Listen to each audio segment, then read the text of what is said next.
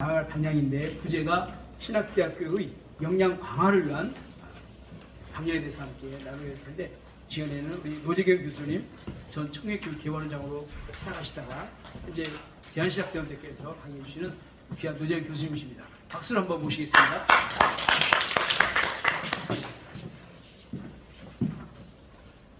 반갑습니다. 우리 박 교수님께서 말씀하신 것은 이렇게 소프트웨어적인 어떤 본질적인 그 부분들에 대한 그 논의라면, 제가 지금 이 시간 여러분과 같이 생각을 한번 해보고 싶은 것은 우리의 그 본질을 감싸고 있는 외형적인 그 하드웨어적인 그 부분들이, 시스템이 지금 어떻게 되어야 할 것인가, 그리고 지금 그것이 지금 어떤 상황에 있는 것인가, 그것을 점검하고 또 우리가 앞으로 어떻게 그것을 헤쳐 나가야 할 것인지, 그런 그 과제들을 같이 한번 생각해 보고 싶습니다. 제가 몇 년 전에 어쨌든 제도적인 그 신학교 내지 일반 대학교를 인수하는 그 작업들을 제가 한 일이 있습니다. 굉장히 이제 큰 단위의 그런 재정이 오고 가는 그 일들, 그런 것을 제가 이제 옆에서 도우면서 실질적으로 신학교들이 가지고 있는 그런 문제가 무엇인지, 그것을 아주 세밀하게 볼 수가 있었습니다. 경영의 문제, 그 다음에 경영진의 문제, 그 다음에 교수진에 대한 문제, 또 학생에 대한 문제, 그런 그 모든 것들을 이렇게 저희가 점검하고, 그리고 그것을 어떻게 개선시켜 나가야 할 것인가, 거기에 대한 발전 계획서를 이렇게 책으로 써서 이렇게 교육부에 제출한 적도 있습니다. 그러면서 이게 또 수도권 그 대학과 지방 그 대학 간의 현격한 그 차이들을 바라보면서, 이게 대학이라고 다 대학이 아니고 또 미래가 보장되는 것도 아니다, 그런 것도 볼 수가 있었습니다. 제일 문제가 되는 것은 이제 이사진의 갈등 문제, 그러면서 거기에서 파급되어지는 재정에 대한 문제, 그리고 거기에 따른 학생 소요에 대한 문제, 또 거기에 따른 학생 모집에 대한 문제, 이런 그 현실적인 그 문제들이 이렇게 다 안고 있는 그 문제들이었고, 그것을 이제 떨쳐버리고자 새로운 어떤 경영진을 찾고자 하고 그렇게 했지만, 그 막상 또 그 작업을 하는 그 가운데 굉장히 많은 그 문제들이 얽혀 있고 복잡다단한 것을 경험을 했습니다. 그런 일들 가운데 이제 오늘 신학교가 지금 우리 글로벌 총신인데, 이 신학의 그 정체성을 유지하면서 우리가 신학교가 어떻게 유지되어야 할 것인가, 이것을 우리가 현실적으로 우리가 생각해 볼 필요가 있겠다. 그 모든 그 경험들이 지금 우리가 고민해야 하는 그 부분하고 같이 이렇게 크로즈업 되는 것을, 이렇게 겹쳐지는 것을 볼 수가 있습니다. 현실적으로 우리가 학교를 운영하는 데 있어서 보니까 제일 중요한 것은 우리 원고에도 나와 있지만 재정 확보에 대한 문제, 그리고 학생을 어떻게 모집하는가에 대한 그 문제입니다. 이 문제가 제대로 이루어지지 않다 보니까 지금 벚꽃이 피는 순서대로 대학교가 문을 닫는다, 또 혹은 그런 여러 가지 대학교가 가지고 있는, 학교가 가지고 있는 그 문제들 때문에 구조조정에 대한 문제가 나오고, 또 어떤 그 시스템을 어떻게 변화시킬 것인가, 그리고 이때까지 공부했던 학과 말고 또 다른 어떤 학과를 어떻게 개발해서 우리가 그 학생들을 모집할 것인가, 이 지금 대학교가 골머리를 앓고 있는 현장에 대한 그 문제입니다. 근데 이것을 우리가 단편적으로만 생각하지 말고 좀 큰 그런 어떤 그 관점에서부터 우리가 한번 추적을 해본 들어가 봤으면 좋겠습니다. 지금 우리가 흔히 알고 있듯이, 흔히 이야기를 하듯이 4차 산업혁명 시대이고, 또 생성형 이게 AI, 인공지능 시대이고, 이렇게 이야기합니다.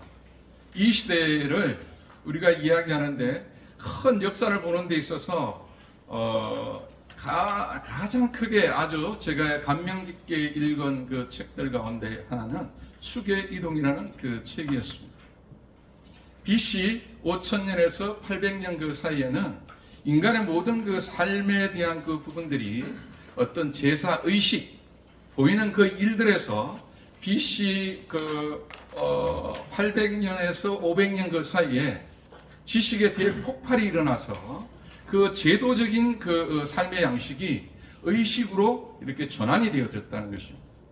구약의 율법 제도가 하나의 그 이사야나 예레미야 선지자를 통해서 내적 성찰 그 개념으로 바뀌었고, 뭐 불교나 또 도교나 노자, 맹자 많은 그 사상들이 폭발이 일어났다는 그 시대이죠. 그 시대를 축의 전환이라고 이렇게 이야기하고 있습니다.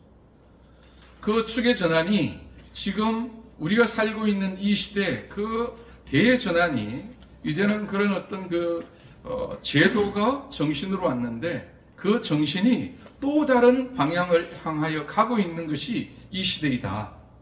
이렇게 진단을 좀 내려보고 싶습니다.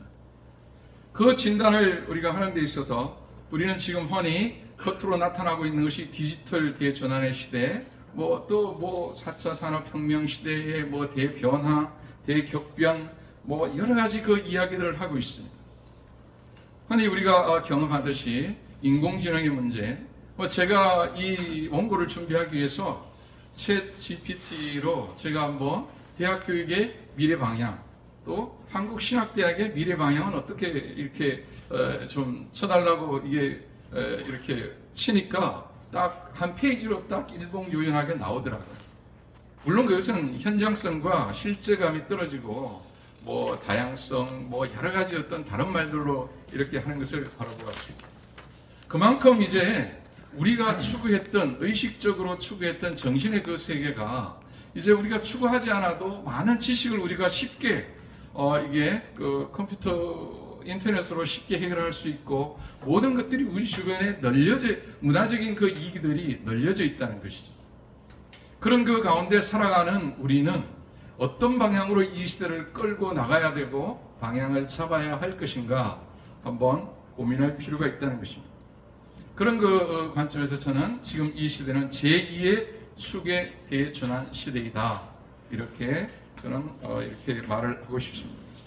그리고 지금 우리가 살고 있는 이 시대는 많은 그 경제적인 그런 그 자본주의 체제 아래서 그 경제 중심의 사회 시스템이 구축되다 보니까 모든 것들이 성자 독식주의, 뭐 그래서 일등만 기억하는 더러운 그런 세상처럼 그런 그 성자 독식의 그 생각들이 은연중에 이렇게 우리의 그 의식을 지배하고 있습니다.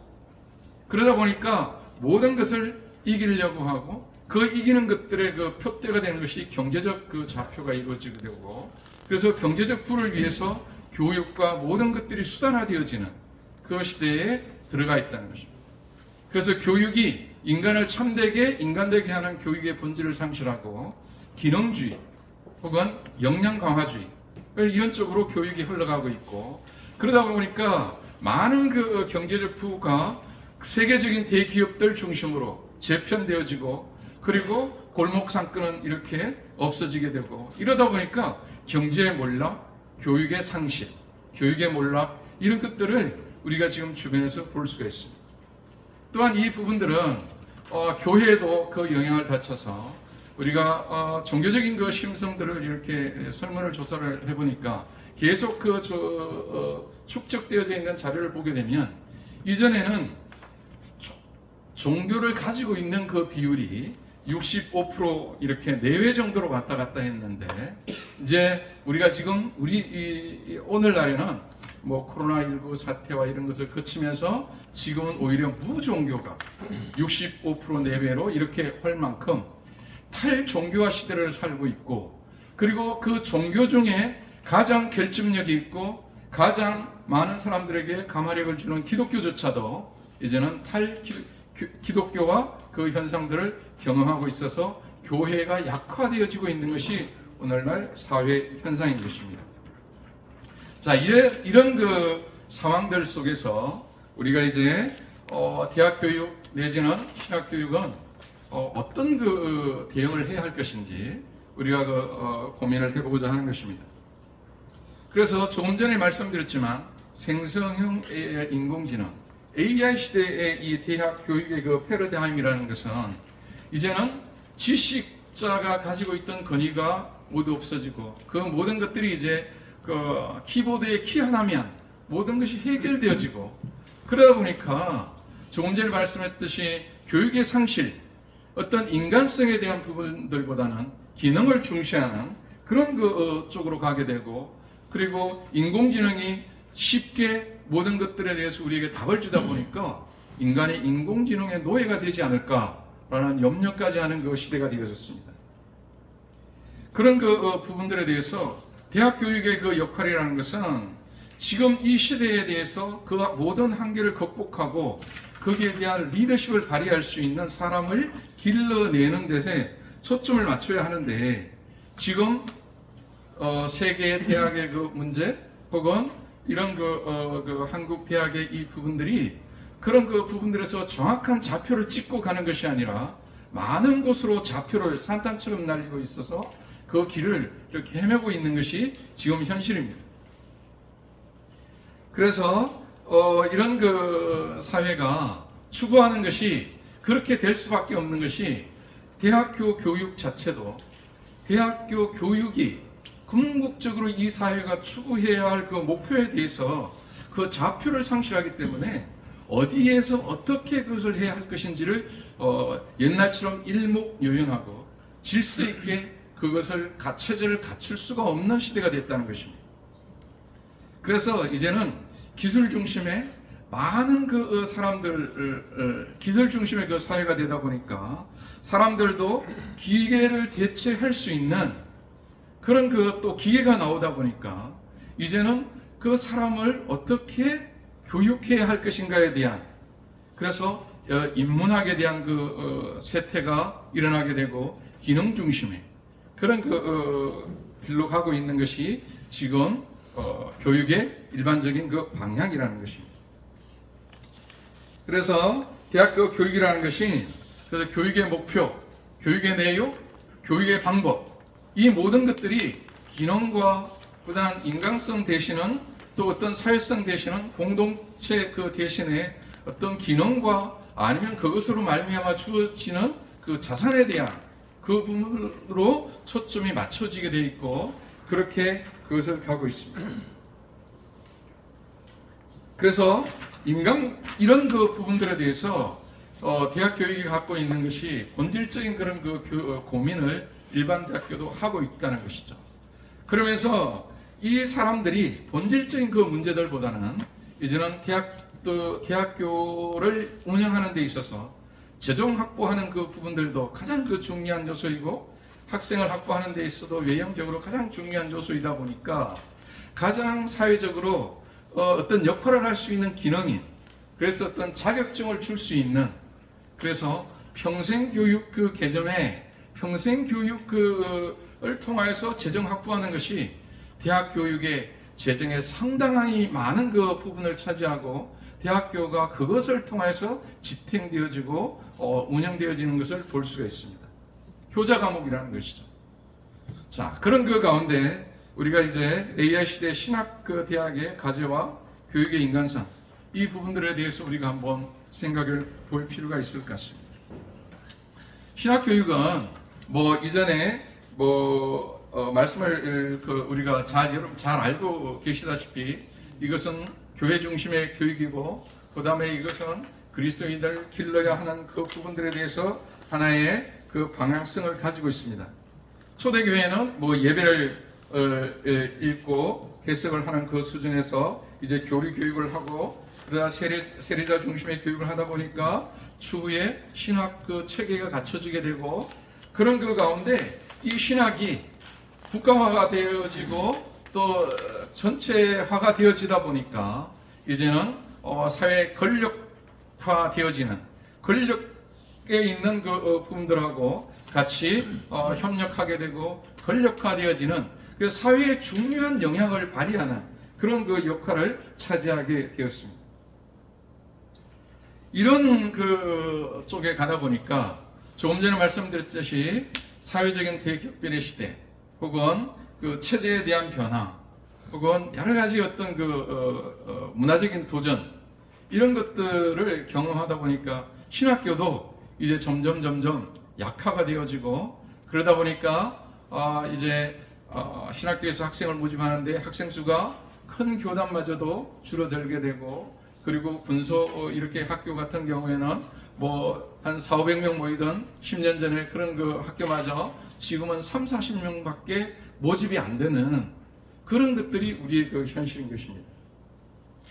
그래서 이 부분들에 대해서 학생 수 감소를 우리가 이 감소뿐만 아니라 그러다 보니까 학생의 그 질 또한 그 저하 현상이 일어나게 되고 재정의 약화는 운영의 난 그래서 취업에 대한 문제까지도 등장하게 되고 그 다음에 양질의 교수를 확보하는 데서도 문제가 되게 되고 그리고 특별히 이런 그 부분들에 대해서 왜 그런 그 부분들이 있는가 한번 반성해 볼 필요가 있다는 것이죠. 자, 그런 그 부분들의 가장 그 중요한 것들이 이제 지금 진행되어지는 외형적인 그런 어떤 그 현상들 이 부분들을 바라보면서 우리가 가장 그 중요한 그 부분들에 대해서 우리가 어떻게 대응해야 할 것인가 이 대응이라는 것은 반성과 또 새로운 그 안목을 갖는 그런 것들이 필요하다고 생각합니다. 그래서 결론적으로 우리가 어떻게 대응을 할 것인가 이 부분들을 보게 되면 조금 전에 말씀드렸지만 모든 우리 주변에 또 이 세상이 세속화되어지고 물질화되어지다 보니까 영적 세계에 대한 확신이 없다는 것이죠. 당신이 죽으면 부활할 수 있습니까? 아니면 지금 당신 죽으면 천국 갈 수 있습니까? 그런 것들이 하나의 전도를 위한 유희적인 그것이 근본적인 자기의 생명에 깊이 박혀 있는 것이 아니라 영적인 그 상황들을 상실하는 그런 그 부분들이 있다는 것입니다. 그래서 여기에 대한 대응으로 가장 그 중요한 것은 성경이 이야기하는 그 영적 세계에 대한 확신을 가질 필요가 있다는 것이죠. 가장 그 중요한 것은 리더가 그 확신을 가지고 그 확신에 근거해서 말하고 행동해야 하고 그리고 많은 그 일들을 사역을 해 나가야 할 필요가 있다는 것입니다. 우리가 일들을 하는데 정신적인 그 세계, 심리적인 세계, 학문적인 그 세계에만 그치는 것이 아니라 우리가 이 모든 일 하는 것, 이 사역들 하는 것, 우리가 삶을 살아가는 이 그 자체가 하나의 영적 그 현상이고 영적 영향력을 끼치고 있다는 그런 것에 대한 확신을 가져야 된다는 것이죠.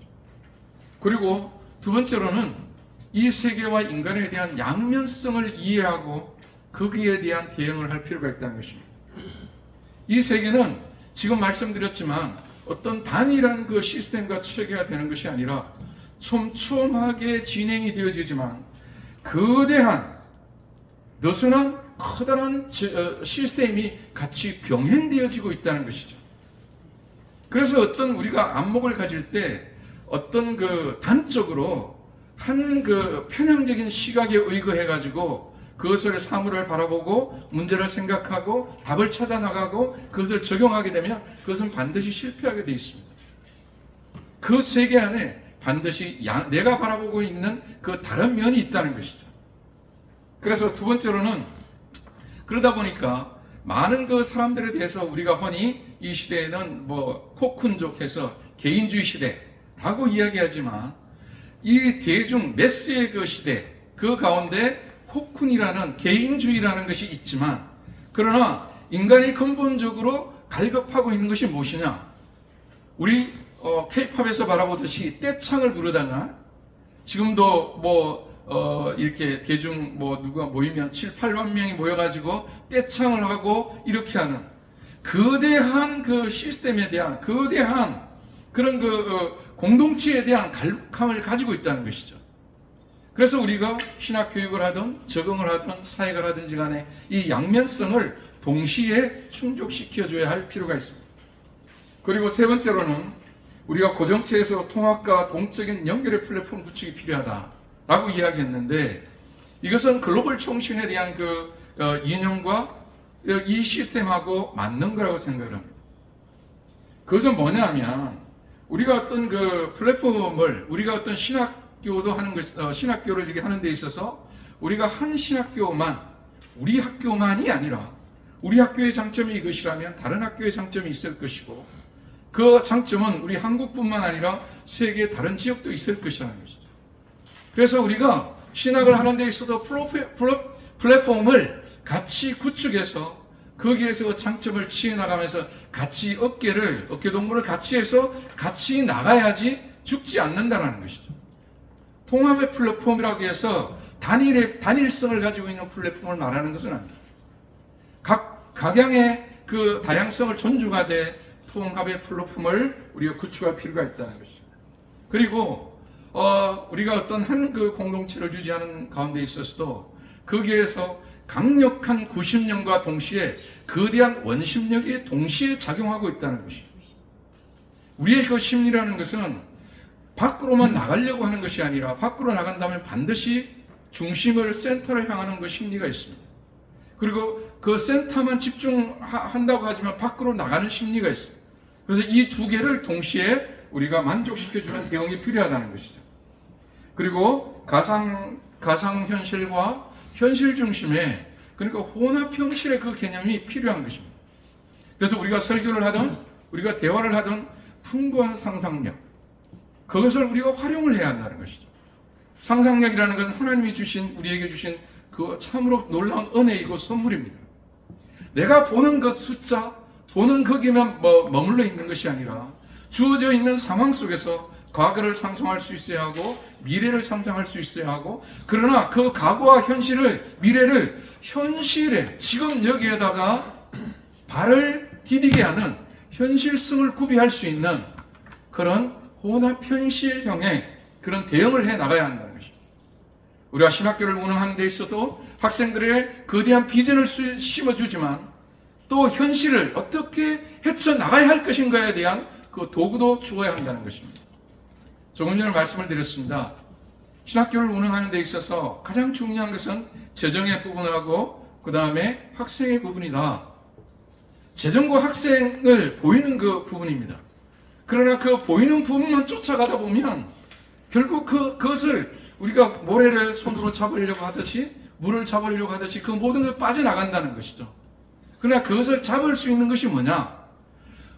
학생들과 재정을 잡을 수 있는 도구, 그 도구를 심어줘야 할 그 책임이 신학교가 그리고 현재 대학교가 고민해야 할 그 부분이라는 것이죠. 그리고 세 번째로는 이제 생생형 A간 시대의 상식, 우리가 그 지식을 항상 구비하기 때문에 섣부른 지식으로는 창의성이 없는 그 지식으로는 상대를 설득하기가 어렵습니다. 그런 그 부분에 있어서도 그럼에도 불구하고 인간 중심의 결국은 사람이 그 사람이 세상적인 사람이 아니라 하나님 중심의 사람을 만드는 것 이것이라는 것이죠. 이 철학을 확고한 교육 철학을 가지고 있어야 한다는 것이죠. 그리고 조금 전에 말씀드렸지만 글로컬한 지방이지만 로컬하지만 글로벌한 그래서 글로컬한 로컬과 글로벌이 갖춰지는 그런 그 부분들에 대한 경영 안목이 필요합니다. 그래서 우리 글로벌 총신은 이름에 걸맞게 이제 필리핀에도 우리 심목사님 분교를 개척해서 가서 강의도 하시고 그런 그 부분들이 필요하지 않나 생각을 합니다. 자, 그리고 이제는 그 도구를 조금 전에 이야기했습니다. 학생들에게 그럼 그 도구를 들려줘야 되는데 그리고 그 도구에 대한 비전을 심어줘야 되는데 그 부분은 전인적 개념을 구체화해야 한다는 것이죠. 원래 우리가 전인교육 하잖아요.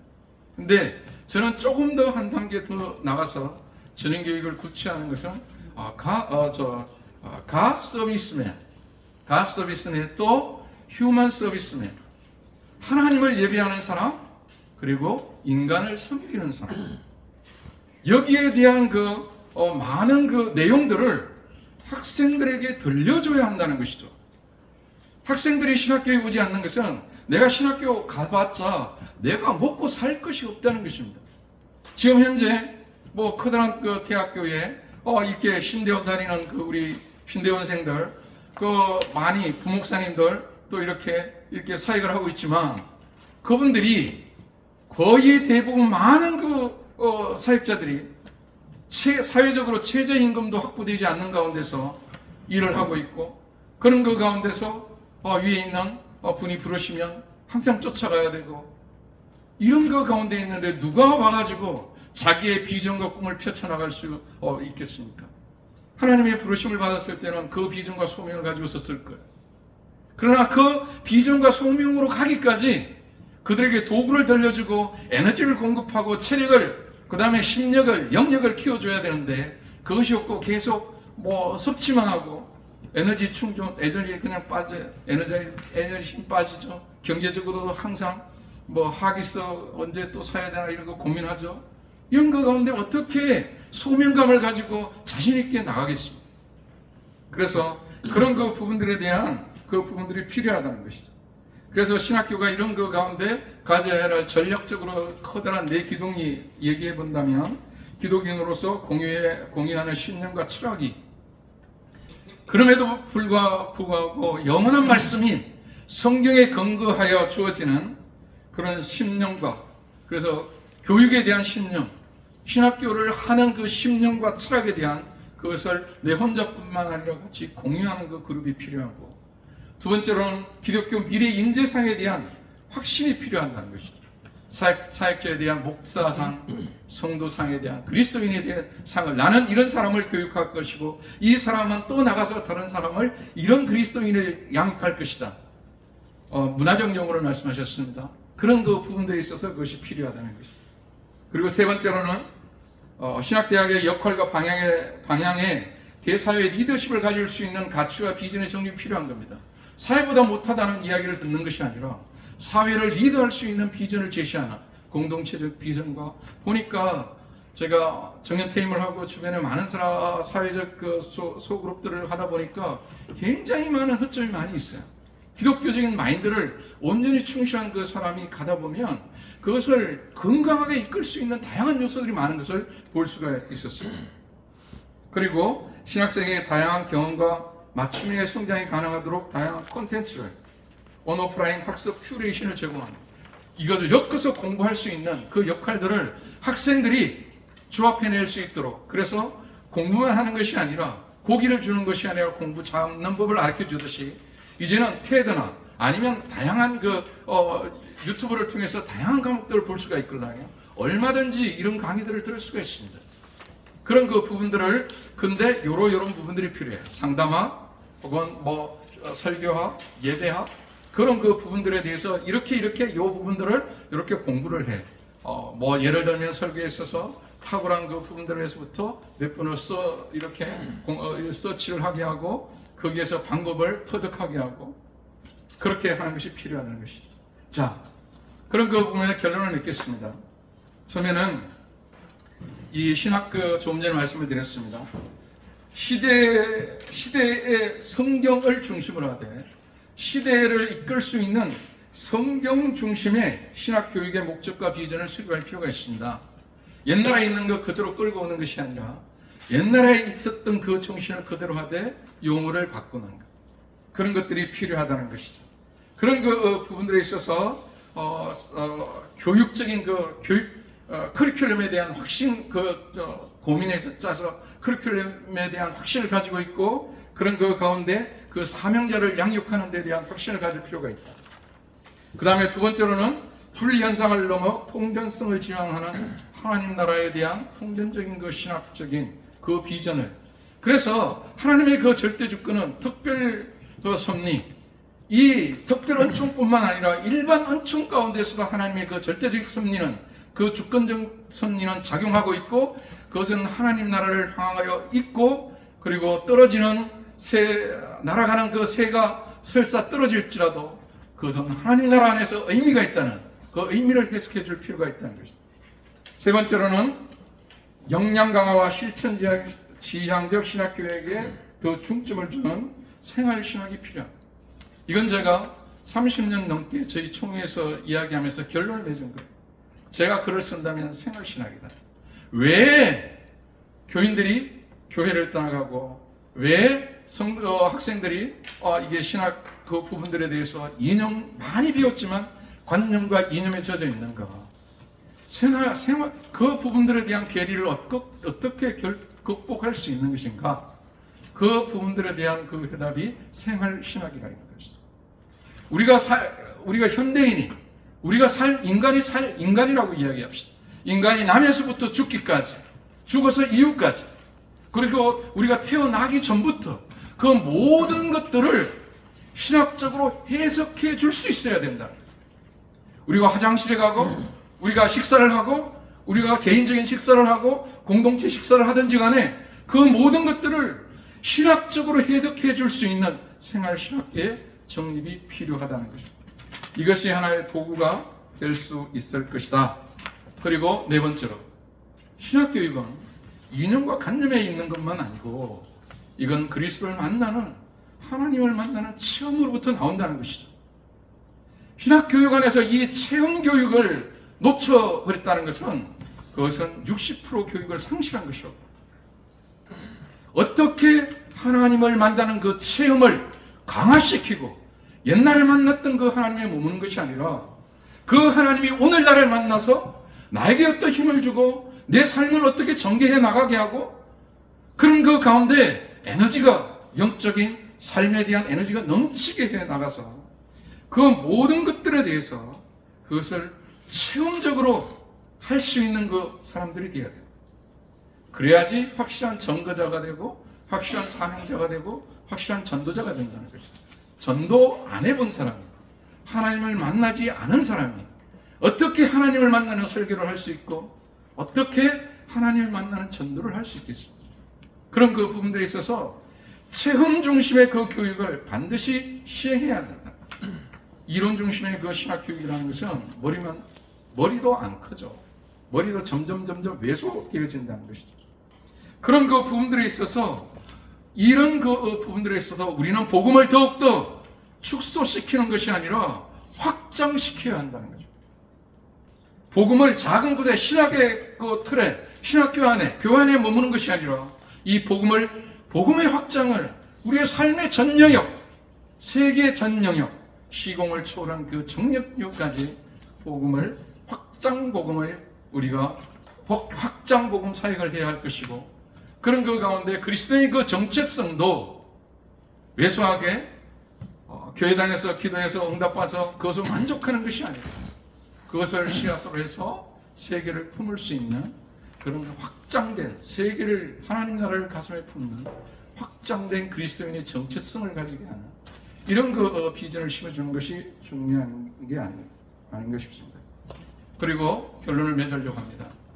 그러나 가장 그 중요한 것은 여러분이 가르치는 그런 하나님의 종들에게, 사역자들에게 너희가 이 모든 것을 배우는 것은 더 높은 곳을 향하여 가는 것이 아니라 더 낮은 곳을 향하여 가야 한다고 교육의 방향을 정해주어야 한다는 것입니다. 가난하고 그리고 아프고 그리고 여러 가지 치유가 필요하고 도움이 필요하고 외롭고 쓸쓸한 그 영혼들, 그런 그 환자들, 그런 그 영혼들, 세상의 빛이 비추지 않는 낮은 곳으로 너희가 가야 할 곳은 그곳이더라고 신학의 방향과 교육의 방향을 짚어주게 될 때 그 교육을 받은 그 우리 학생들은 그 학교는 단단한 학교가 될 것이고 세상에 어떤 풍파가 오더라도 무너지지 않고 가장 단단한 학생들을 양육하는 그런 학교가 될 것이라고 믿습니다. 이런 단단한 그 학교가 궁극적으로는 하나의 미랄이 되어 세상을 변화시키리라고 확신합니다. 경청해 주셔서 감사합니다.